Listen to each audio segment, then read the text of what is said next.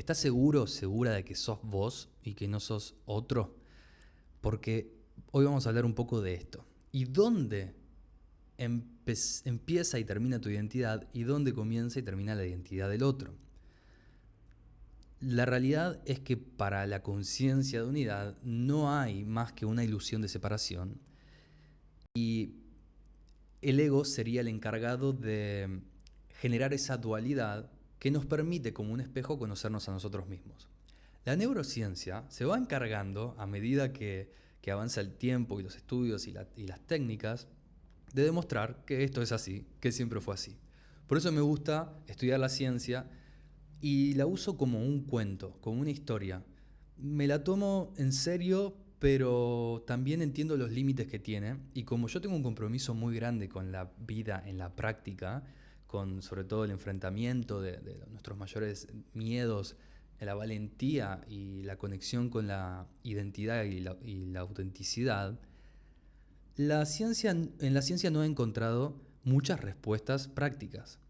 En la espiritualidad absolutamente sí, en mi caso, y eso es un poco lo que comparto, pero sí que me gusta la ciencia porque lo hace muy gráfico y personas como yo que somos muy racionales, muy estructuradas, necesitamos la organización visual, mental, para poder entender y entonces aplicar, la ciencia es impresionante para eso.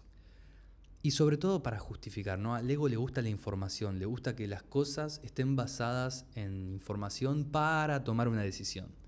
Vamos a ver que eso es bueno hasta ahí porque después también representa límites. Si yo decido a partir de la ciencia, va a llegar un momento que si la ciencia no está dispuesta a admitir algo, yo no voy a permitirme ejercer ese algo. Llamemos la intuición, ¿no? La valentía de atravesar un límite donde no veo nada del otro lado, el acto de fe. La ciencia muchas veces no puede validar que si das el paso vas a salir vivo, pero también vivir una vida donde no lo vas a dar te puede generar un vacío muy profundo. Acá es donde mi compromiso está mucho más con una visión espiritual que está guiada por, llamémoslo, la intuición que resuena a través de las emociones. Entonces, ¿qué pasa con las emociones? ¿Qué pasa con el cerebro? ¿Qué pasa con la identidad? Resulta, y hoy voy a hablar de unos estudios que estoy haciendo con Nazaret Castellanos, donde menciona también en este módulo en particular a estudios de Damasio, que es un neurocientífico español muy famoso, en fin, lo investigan, donde mencionan y hablamos particularmente de un área del cerebro que es la ínsula. Esa área del cerebro es la encargada de la identidad. Y voy a mencionar también otras cosas que ejecuta esa parte del cerebro particularmente, porque vamos a ver que tiene relación. Entonces, la ínsula se encarga de la percepción de la libertad, o sea, la sensación de libertad ocurre, se manifiesta en la ínsula cuando se observan las reacciones electromagnéticas, la observación de uno mismo, la sensación de dolor, la postura corporal, el sonreír, el hacer sonreír a alguien más, el sentido materno, percibir el espacio y el tiempo, reconocer a los otros y detectar errores. ¿Qué tiene que ver todo esto? Es súper interesante, porque si bien en el cerebro ocurre todo y una vez que ocurre estallan conexiones porque se comunican, es interesante saber que un área se encarga de muchas otras reacciones por el hecho de que en la neurociencia se dice mucho, si yo trabajo la ínsula, y la voy a estar trabajando con cualquiera de estos ítems que acabo de mencionar, se refuerza el mismo músculo que activa los otros. De manera que si yo trabajo mi libertad, también trabajo el observarme a mí mismo, trabajo mi vínculo con el dolor, trabajo mi postura corporal. Empiezan a pasar un montón de cosas que están vinculadas. Si yo entreno mi bíceps, también voy a poder levantar bolsos. Es lo mismo, ¿no? Esto es súper interesante de la neurociencia. Entonces, Damasio de alguna forma hace estudios sobre el vínculo entre la emoción y el cerebro y la capacidad cognitiva. Algunos axiomas importantes de los que vamos a hablar son que mi identidad en este momento exacto depende de las sensaciones del cuerpo. Es una de las características que marcan, un marcador identitario, ¿no? Yo soy la emoción que estoy sintiendo ahora. Él hizo un estudio que es muy famoso, está en internet, si ponen emociones en el cuerpo o dónde se sienten las emociones en el cuerpo, aparecen y va a aportar información interesante. Yo, por ejemplo, tengo rosácea en la cara y, y la única área del cuerpo donde se destaca la cara en particular, en la percepción, es en la ira, ¿sí? Distinto a otras, donde también aparece cierta temperatura y trabajo en la parte de la cara, pero no tanto como en la ira. Vamos a ver cómo me descargo con ustedes la concha de la lora. Personas con mayor conciencia corporal toman mejores decisiones. Esto es súper interesante, otro estudio de Damasio. No me voy a meter en profundidad, pero básicamente lo que quiere decir es que a mayor conocimiento de mi cuerpo, a mayor experiencia, pero también desde la conciencia, ¿sí? No nos olvidemos que cuando hablamos de conciencia, uno piensa que se trata de saber, y saber no es ser consciente. Esto no me voy a cansar de decirlo, porque si no, ahí es donde uno no puede resolver los problemas de la vida o los bloqueos en la vida. Yo ya sé lo que me pasa, decimos, y créeme que si sabes lo que te pasa, no te está pasando más. Si realmente sos consciente, perdón. Entonces, primero quiero que arranquemos por hacer el acto de rendición y decir, realmente, si no lo puedo resolver, es que no sé lo que pasa. Y no quedarnos cómodos en la situación de yo no lo puedo resolver es porque es culpa de otra cosa o de alguien más. No, por lo menos para la conciencia de unidad, que es práctica, y lo vamos a ver, y es de lo que hablo todo el tiempo. A mí me gusta la práctica, si no, no me gusta. O sea, de teoría me canse. Entonces, voy a leer algunas cosas que anoté. Nuestra ínsula está implicada sobre todo en la idea de identidad, de lo que soy yo. La misma zona del cerebro es la que percibe quién es el otro. Por lo tanto, desde el punto de vista neuroanatómico, la idea de la identidad choca con la idea del otro. Esto viene de Damasio, pero está pronunciado por Nazaret Castellanos, o sea, está testeadísimo lo que digo. La idea de la identidad choca con la idea del otro, ¿dónde termino yo y empieza el otro? Eso es súper interesante. Porque lo que se empieza a ver es que cuando nos percibimos la emoción de alguien, cuando percibimos la emoción de alguien, nuestro cuerpo genera sensaciones. No somos conscientes de las sensaciones de nuestro cuerpo ante la presencia del otro. De vuelta, el trabajo con la percepción corporal nos va a dar muchas más herramientas para entender lo que nos sucede. Por lo menos lo que nos sucede a nosotros. Después acá hay unos temas que podríamos ver, yo no sé si esto está estudiado, pero cuando yo estoy frente a otro, a través de las famosas neuronas espejo que me permiten, digamos, recrear lo que yo percibo que le está pasando al otro, al parecer, estudios de neurociencia demuestran que yo soy capaz de percibir las reacciones electromagnéticas y químicas que están pasando en la otra persona. Lo que no está explicado, y yo me atrevo a decir que esto no sucede porque estas son las reglas del juego que hacen que se ponga divertido y que exista el famoso problema, lo que no sucede es que yo no recibo la interpretación de esa otra persona.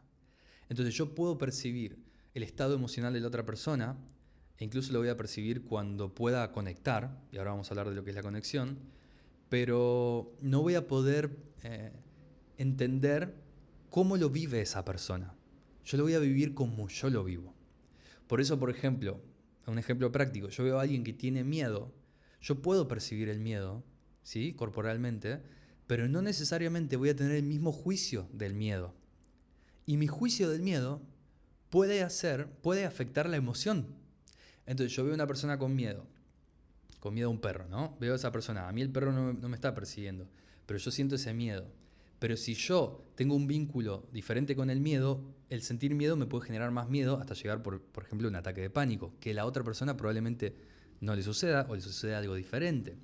Entonces, acá hay un círculo vicioso donde una señal provoca una emoción genera una interpretación y una interpretación es una señal para seguir modificando las emociones. Vean, si quieren saber más de esto y entender este círculo de señal, emoción, memoria, corteza prefrontal, razón, respuesta, vean que tengo una clase en YouTube sobre eso. Entonces, bien, la emoción sincroniza los cuerpos. Esto es súper interesante. Ocurre en personas físicamente presentes y también a través de la pantalla, en menor medida, pero ocurre. Es algo hermoso y también esto es un punto a favor de la gente que tiene miedo de que la inteligencia artificial nos termine suplantando. Yo creo que la motivación, o sea, la espontaneidad de la motivación que habla de una identidad única en una persona, eso es irreplicable. De todos modos, también tengo la creencia de que la inteligencia artificial replica la realidad. No es nada nuevo, ¿no? Es algo que se está manifestando, pero no es un invento nuevo. Está en la estructura donde podía estar. Esa es mi visión de las cosas.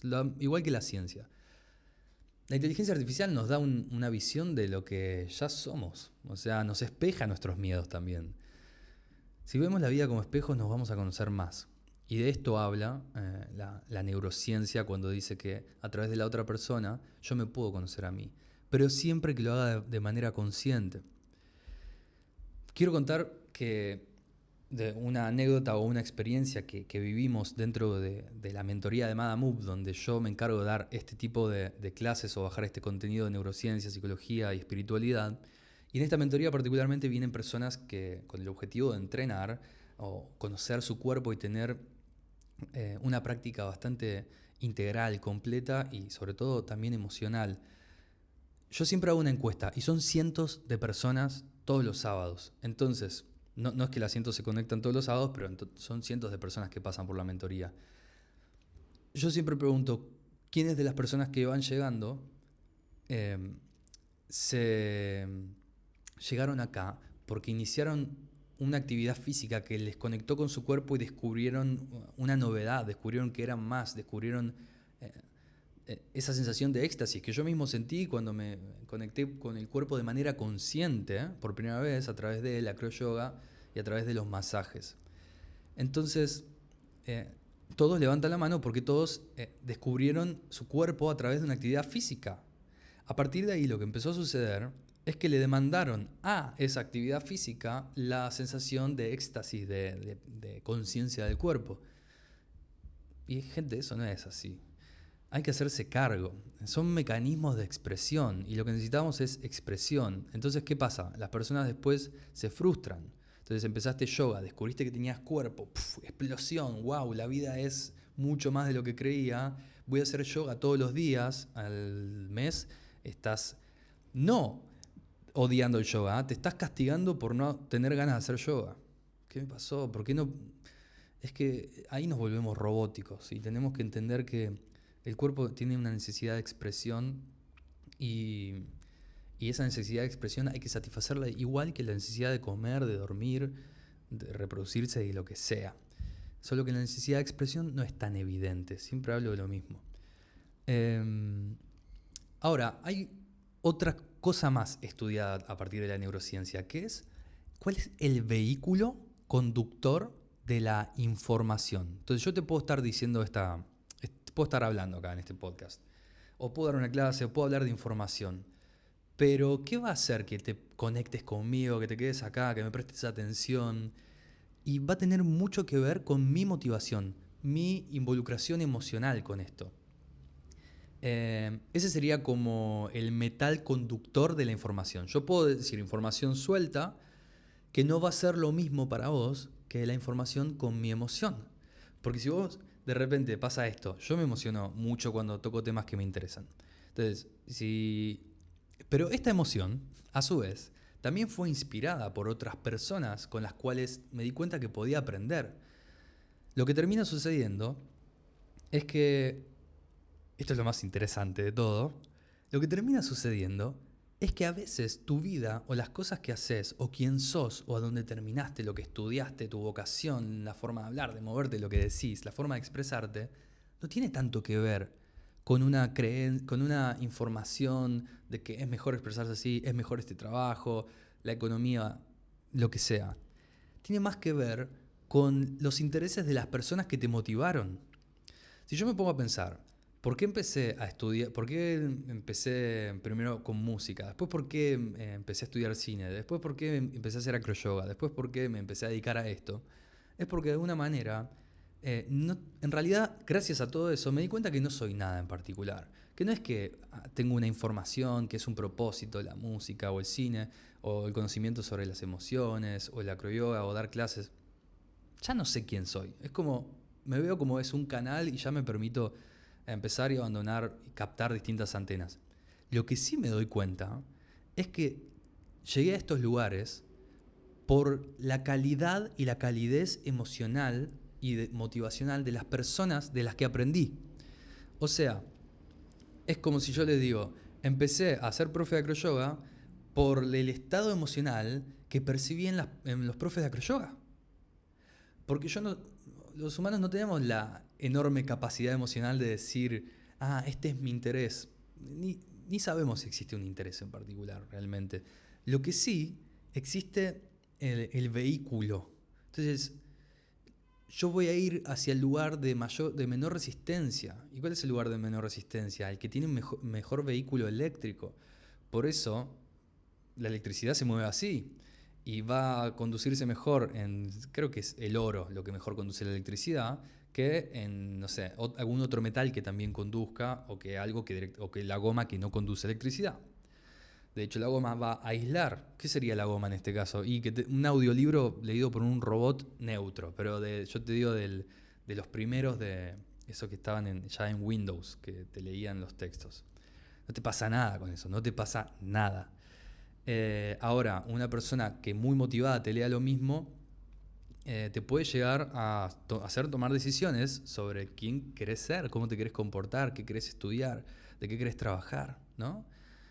Entonces, esto es muy interesante porque cuando decimos hasta qué punto soy yo y hasta qué punto soy el otro, es un juego cognitivo, por eso estamos hablando de neurociencia, pero la verdad es que no hay diferencia. Es una ilusión la separación. Y esta es una forma hermosísima de vernos. Pero no de intentar, de querer corregir el error de, mi ego separa la realidad. No, estamos jugando esto. El ego está separándonos porque el juego es súper interesante. Digamos, nosotros elegimos este juego. Yo me percibo en el otro como si fuera otro, me molesta lo que dice, ¿no? O lo admiro, pero me resuena algo en particular que no le resuena a otro. O es el amor de mi vida, esa media naranja. ¿Qué está hablando? De esa mitad que está en mí, en la sombra, que no me la puedo permitir, ¿no? Si en el caso de que me enamoro, pero a la otra persona se la permito, o tiene la capacidad por tal motivo, o no. O esta persona la detesto, yo jamás sería como esta persona, lo que sea. Está hablando de mí. Entonces, yo puedo empatizar emocionalmente, digamos, mi cerebro va a responder probablemente igual que su cuerpo y su cerebro, lo que va a modificarse es mi interpretación de lo que es eso. Por eso es que me van a llamar la atención personas con las que, por ejemplo, personas que me molesten mucho como son, que yo no me permitiría hacer o actuar de esa manera, que esas personas sí, claramente esas personas sí se permiten ser o actuar de esa manera. ¿Cuál es la información ahí? Emocionalmente puede estar ocurriendo la misma reacción química, lo que no va a estar ocurriendo es el mismo juicio sobre eso. Por eso a la otra persona no le va a molestar ser como es, y a vos te va a molestar que esa persona sea, como también te molestaría o te juzgarías por ser de esa manera. En consecuencia, no te permitís ser de esa manera, incluso si en alguna ocasión de tu vida lo necesitases. Y acá es donde nace la base del sufrimiento y el estrés, que no tiene que ver con ser o no ser de alguna forma, sino con la permisión de esa forma de expresarte. Insisto esto y lo voy a repetir siempre y nos vamos a cansar todos de escucharme, pero si hay algo en la otra persona que a mí me hace ruido, que me incomoda, eso es algo que está en mí, es una capacidad expresiva que está en mí en la sombra. Y en la sombra quiere decir, yo esto no me permitiría expresarlo porque lo juzgo, no considero que sea lo mejor. Y no pasa nada con que sea lo mejor o no. El tema es el amor propio de permitirse utilizar las herramientas que uno tiene disponibles en el caso de que puedan llegar a ser necesarias. Porque si uno simplemente anda por la vida no permitiéndose alguna actitud, considerando que existe el bien y el mal, mejores o peores cosas, entonces ahí comienza la fuente de sufrimiento, que está basada químicamente en el estrés. Y el estrés, básicamente, lo que vamos a llamar estrés bioquímicamente, sufrimiento espiritualmente. Son lo mismo. ¿Qué ocurre con esto? Espiritualmente lo que ocurre es una falta de justicia. ¿Sí? Nos estamos considerando mitades o incompletos o negando parte que está en nosotros solamente porque tenemos miedo de sacarla a la luz porque no creemos que podemos llegar a gestionarla. ¿Cómo se manifiesta esto? Y esos estados emocionales, esas formas de expresión que usaban tus viejos y que juzgaste porque les salieron mal las cosas, no te las vas a permitir. Vos vas a decir, hay otra forma de hacer las cosas, papá y mamá. Y no te vas a permitir hacer lo mismo que ellos. Porque vas a pensar que ellos terminaron así por lo que hicieron y por cómo sintieron y cómo gestionaron sus emociones. Y no tiene tanto que ver con eso. Porque en pos de eso, lo que hacemos es ir a una vida no hacia donde queremos, no hacia descubrir nuestra autenticidad, sino una vida que va hacia evitar caer en lo mismo. Para dar ejemplos. Siempre doy el mismo porque es el más claro, pero si mi papá era golpeador, entonces yo lo que voy a hacer es evitar, en primera instancia, reacciones y pensamientos de ira, pero en segunda instancia directamente bloqueo la emoción ira. Lo que pasa es que yo no puedo vivir sin una emoción, porque tenemos todos un abanico de emociones completas que no están ni bien ni mal, son para marcar informaciones necesarias sobre nuestras necesidades, y la ira particularmente va a marcar límites. Entonces, claro, como yo considero que está mal la forma de mi padre, yo no me voy a permitir hacer las cosas mal, pero en vez de ir a aprender a gestionar la ira de otra manera, voy a evitar situaciones que me generen ira. ¿Por qué? Porque inconscientemente yo en realidad no siento que esté preparado. Yo siento que tengo la información de mi padre, entonces no siento que esté preparado para gestionarlo de otra manera. Entre paréntesis, mi viejo es todo lo contrario a un golpeador. Uso este ejemplo porque es el que más se nota, pero no puedo... necesito aclarar esto porque el que se identifique o piense que estoy hablando de mi papá como un ejemplo real, no, pobre, mi viejo no se merece eso, es la persona más buena. Y también eso puede generar algo opuesto, ¿no? Pero siempre vamos a encontrar las dos caras de una misma moneda. Ya sea el exceso de ira que tiende a golpear o el exceso de represión de la ira, ¿no? Que tiende a la incapacidad de marcar límites. Y marcar límites, quiero ser muy claro con esto, o sea, límites es límites etéreos, no tiene que ver con decirle a alguien, che, hasta acá. Límites es a uno mismo, ¿sí? En la adultez tiene que ver con cuáles son los límites para yo satisfacer mis necesidades y para expresarme de la forma en la que creo que me quiero expresar en el mundo y conocerme de esa manera. Bueno, para darle un cierre a esto, porque me pasé, sepamos que tenemos una ínsula que se encarga de percibir quién soy yo y quién es el otro, y que en realidad, como dice Drexler, ¿dónde termina tu cuerpo y empieza el mío? A veces nos cuesta decir, siento tu calor, siento tu frío, me siento vacío. Bueno, eso ya no tiene nada que ver con el podcast. Nos vemos. Sumate, todos los sábados doy clases que duran 2 horas, que hay un montón de gente y trabajamos todos estos temas, desde la neurociencia, desde la psicología, desde la espiritualidad, también desde el camino del héroe, que me gusta mucho esa concepción, desde la física cuántica, ley de atracción. Yo soy un pack completo de todas esas cosas. Así que hay participaciones, entonces se traen casos reales y los trabajamos, le damos una vuelta para ver desde otros puntos de vista que nos puedan permitir reaccionar y comportarnos de maneras diferentes que nos generen, nos hagan descubrir mayor autenticidad en nosotros, que va a bajar nuestros niveles de estrés, nuestros niveles de sufrimiento, y por ende les aseguro que la vida se disfruta mucho más cuando somos un abanico completo de autenticidad, que no terminamos nunca de reconocerlo, pero sí les aseguro que existe una mentalidad y una forma de vivir la realidad que baja los niveles de estrés y de sufrimiento. Por eso este es mi compromiso. Los quiero. También me escriben por sesiones, bla, bla, bla.